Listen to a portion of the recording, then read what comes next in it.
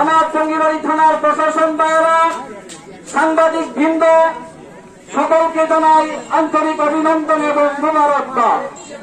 অত্যন্ত ভারাক্রান্ত হৃদয় নিয়ে বলতে হচ্ছে, সাতপন্থী সন্ত্রাসী খুনিরা 18 সালে আমাদের উপর হামলা করেছে।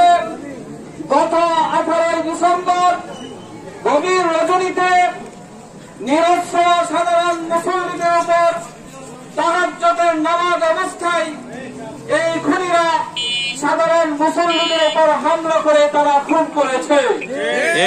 সাতপন্থীরা, একাকীরা এখন থেকে তারা বাংলাদেশের সন্ত্রাসী এবং খুনি নামে আমরা তাদের পরিচয় দিব। সাধারণ মুসলমান তো দূরের কথা, তারা মানুষ হওয়ার যোগ্যতা হারিয়ে ফেলেছে।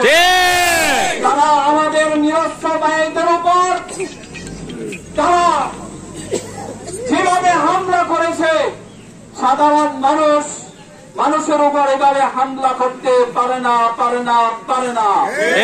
জন্য সরকার বাহাদুরকে আমরা ধন্যবাদ জানাই। জন্য যেই সন্ত্রাসী খুনিদের অন্যতম খুনি গোলামগার নওয়াজ বিন নূরকে আপনারা গ্রেফতার করেছেন। অন্যান্য খুনিদেরকে আগামী 24 ঘন্টার মধ্যে তা আপনারা গ্রেফতার করে তাদেরকে সর্বোচ্চ শাস্তি দিবেন, এটা আপনাদের কাছে আমরা আবেদন করছি।